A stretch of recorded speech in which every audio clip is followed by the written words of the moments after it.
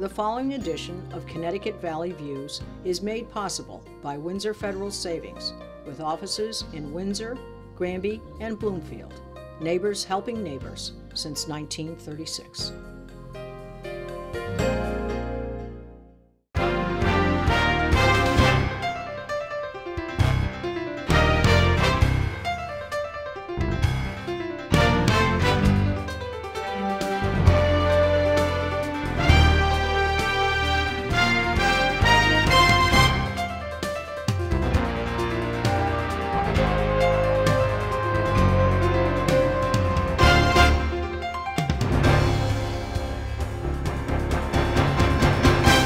Hello, I'm Susan Regan for Connecticut Valley Views, and today we are here in front of Geissler Supermarket in Granby, Connecticut, and I'm going to be speaking with Jim Glennie. He has been working on a petition for a referendum with regard to our budget, annual budget.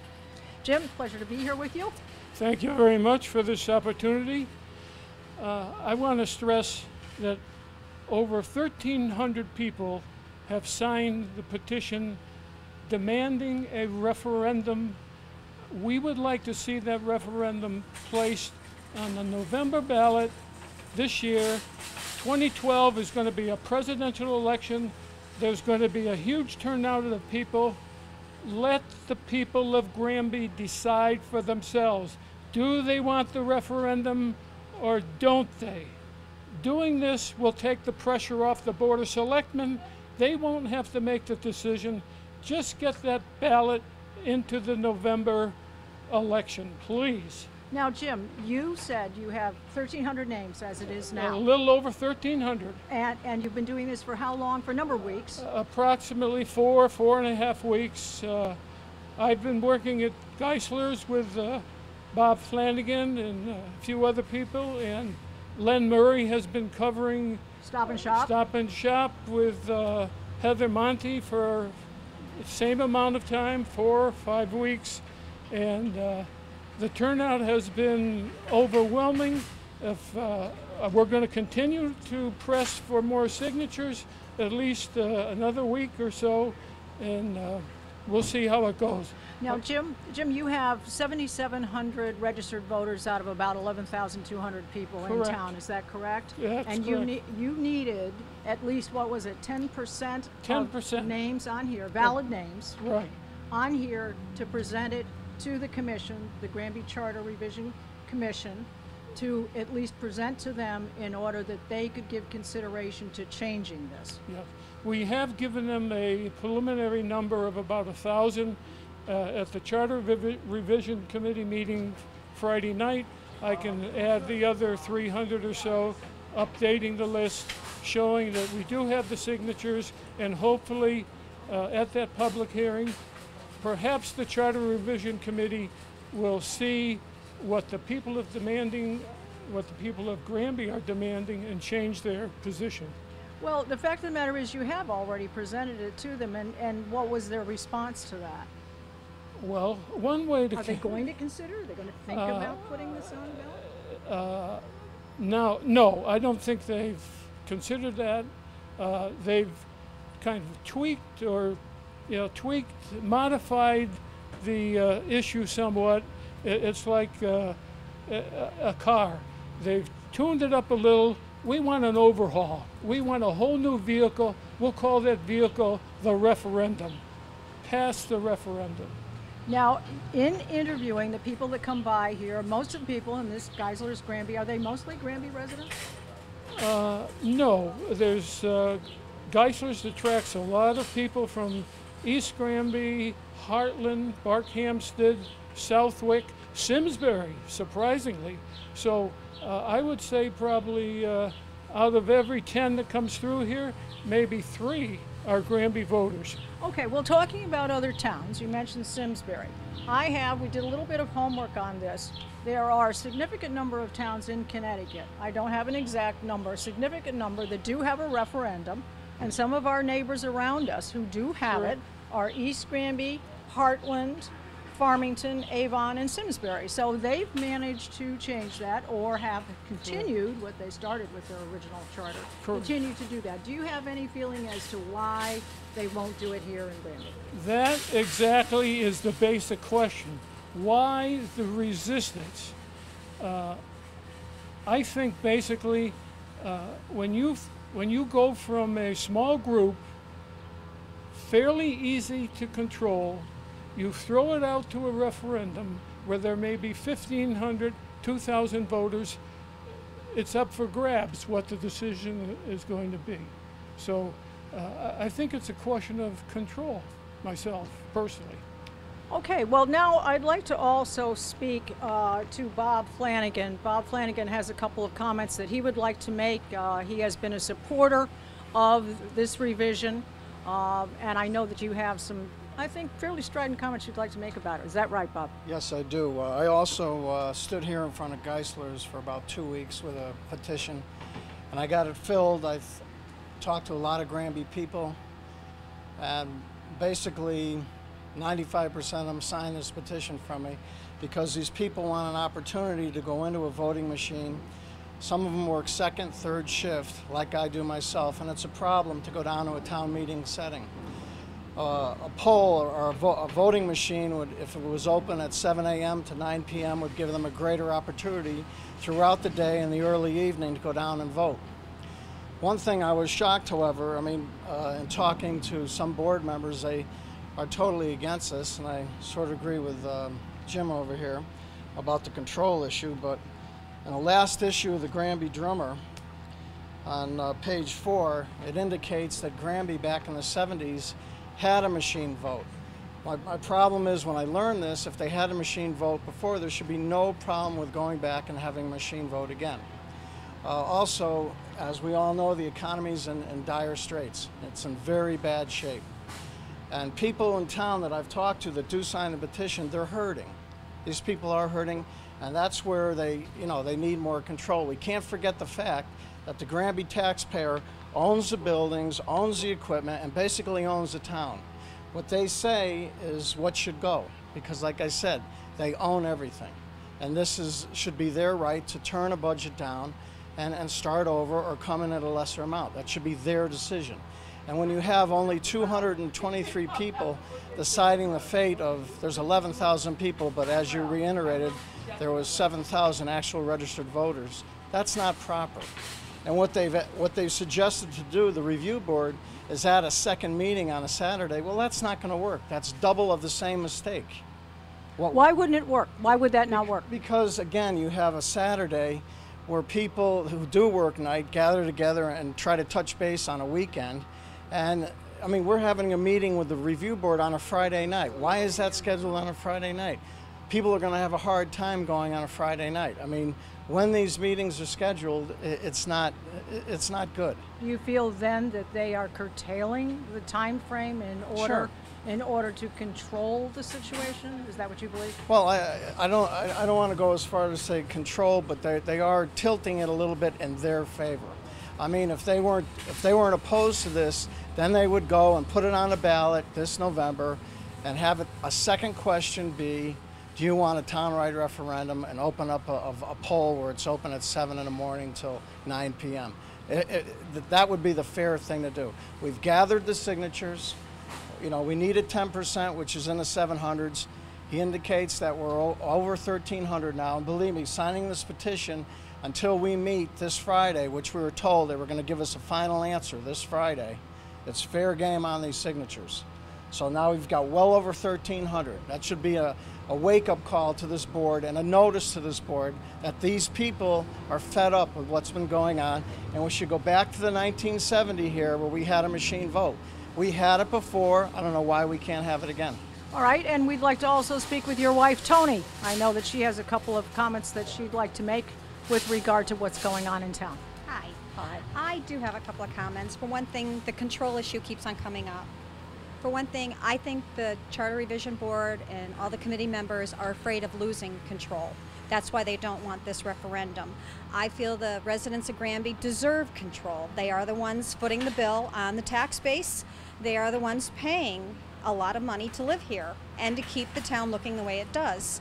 I don't see how we're not allowed to have a voice on that. And I think the committees are afraid of the townspeople if they lose that control. That's why they don't want the referendum. Another point that I have too is, yes, it is the 21st century. It is time to catch up with those times and instead of living in, like I said before, the dark ages. Right. And I feel that the people who are on the committees and the members, if you own a business in this town, I'm sorry, you should step down and let a townsperson who lives here be on the committee. You feel that's a conflict I of feel interest? that's a conflict of interest. I really do. And I feel that they should honestly step down and say, you know what, you're right, it's a conflict. Let the townspeople, decide also.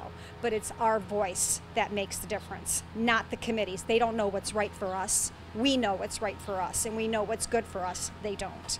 They don't know what type of financial situation anybody's in this town other than yourself, and you deserve to have that voice. Well, thank you, Tony. We appreciate your comments. You're welcome. Certainly. I'd like to speak to Terry right now. I know he's been very supportive with regard to this group that is trying to support the referendum. Your comments on what's going on. Okay, thank you very much for hearing us today.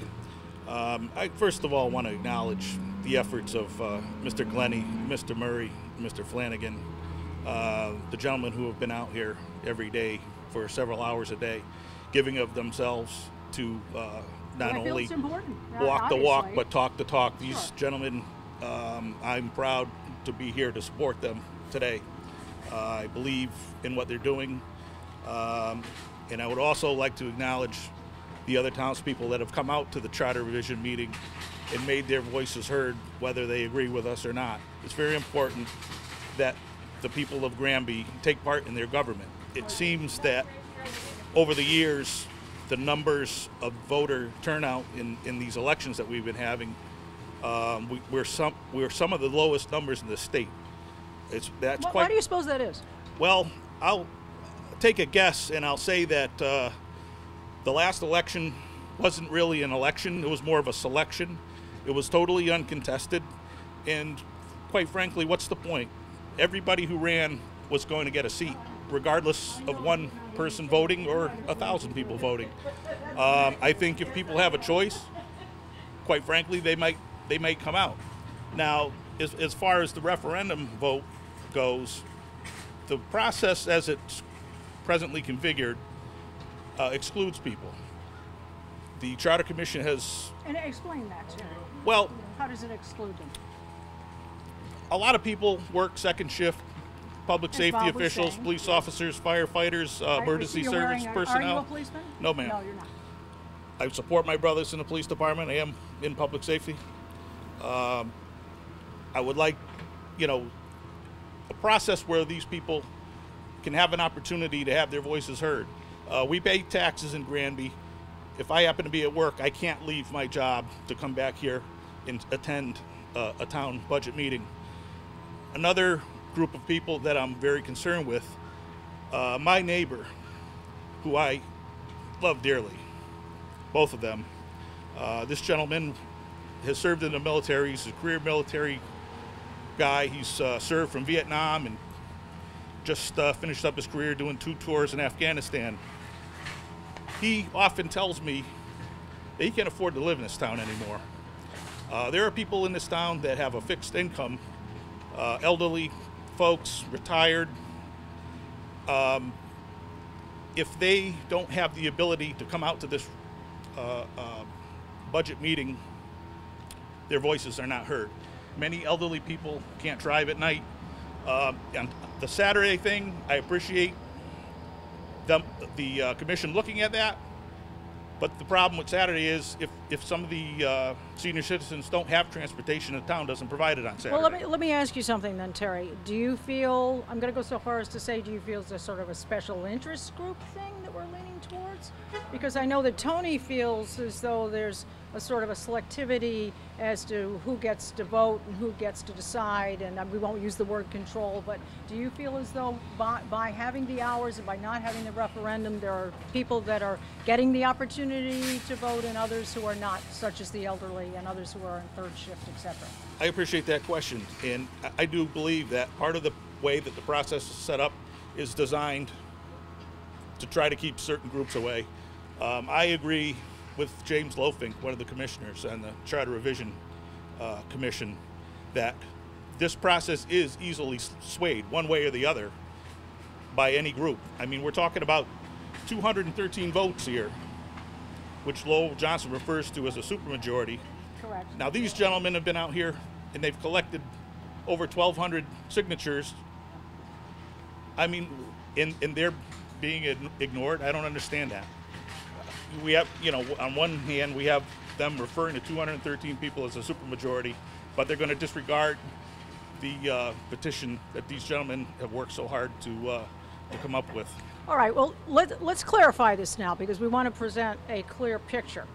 And I would stand to be corrected by anybody here. But currently, we have the vote. There's a presentation of the budget. The budget then is, people get to consider that and hear that presentation. And then I believe it's a week or 2 weeks later, then it is presented again, and then there's a vote that night. As long as there is a majority of people there, there needs to be a quorum, and then a majority of that, whether to pass it or not pass it, as is. And what you're saying is that you want one presentation, and then the opportunity for those who are going to vote, say 2 weeks later, in a referendum vote where the polls are open from 8 a.m. until 8 p.m. Is that a clear picture of what you're looking for? Somewhat. The opportunity for people to be able to obtain information, they certainly should educate themselves to what's going on, but they should also have an opportunity to vet some of the information that's given, which they don't do the way that this is currently set up unless they attend one of the earlier meetings. But I just feel it's unreasonable, and perhaps I shouldn't use the term, but they're holding people hostage for several hours during the week on the evenings so that they can exercise their right to vote. There's something, to me, that just doesn't sit right. There's something wrong with that.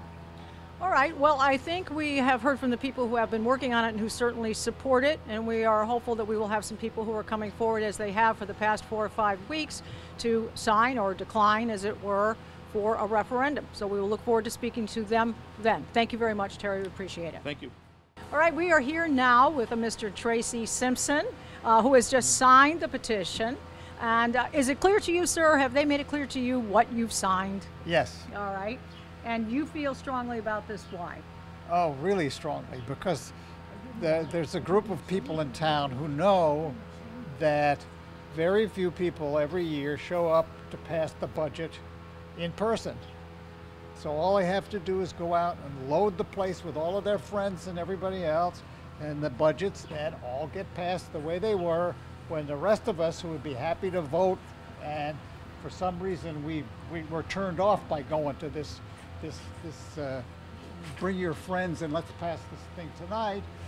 And it's a democracy that we live in, right? Is it a turnoff to have to do that at night? You get a 2-hour window to decide as to whether it will move forward or not? Is that the issue? Well, yeah, that is the issue, because you'll know that the budget is going to come along. So you'll read more in the newspapers about it, and you know that you can vote about it. But you don't know whether you're going to go to the meeting in person, because the meetings are already packed. So it's like the only way to unpack the meetings is to have some kind of a mass outpouring of everybody getting in there, right? And it's not going to happen every year. You feel they're stuffing the ballot box? Well, in a sense they are. They're stuffing the people who are voting. The electorate are the people who Don't come. take this literally, folks. No, the people who come are considered to be the electorate, and it's a very small percentage of the town. And when you look at the statistics on what the voting is of the small percentage that came, sometimes it's a very close vote in terms of 40-60 or things of that sort. It's not a 90%, 10% difference. Sure. How long have you lived in town, Tracy? 25, 27 years. All right, so like you've experienced this. We used to actually have a referendum back in 1970. Right. Bob brought that point up. I wasn't here then, right? Right. So your point would be, why can't we go back? My other point is, why was it ever changed? Why was it ever changed? Good, I mean, good someone, question. then someone said, hey, democracy is no good for us. We got to do something different. Good question. Well, thank you very Anyway. much for giving us your Yeah. time. We appreciate it. Okay, Thank you very much. Well, we want to wrap this afternoon by any final comments, Jim. We did get to speak to a number of people. You were right. We're not Granby residents, so we didn't get any more comments, but I think we have expressed this afternoon the feelings and the reasons why you have done this petition Yes, drive, let's call it. absolutely, yeah. Carrie and Bob did an excellent job explaining our position and why we think a November referendum is essential. Hundreds of people want it. We should have it. The citizens of Granby demand it, and we're going to continue fighting to get it. If you don't get it, demand it. Well, we'll fight on. All right, very good. Well, thank you for your time. We appreciate it, We Jim, thank and you all for- your hard work on behalf of the people of the town of Granby. Thank you. All right, well, this is Susan Regan. We're wrapping up at Geissler's in Granby, Connecticut. And I want to remind you, you can see all of our programs on ConnecticutValleyViews.com. This is Susan Regan telling you thank you for joining us in bringing proof to the people.